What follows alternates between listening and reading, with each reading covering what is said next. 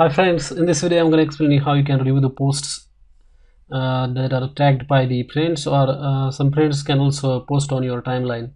So before that comes in the timeline, you can review those posts, and if you like those posts, then only then that can appear on the timeline. And if you dislike some posts, you may prevent those posts from coming to timeline. So how do you review the posts and tags?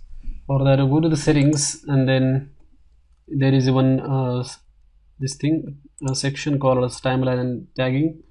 Over here there is one setting: review posts friends tag you in before they appear on your timeline. Then click on edit, and over there,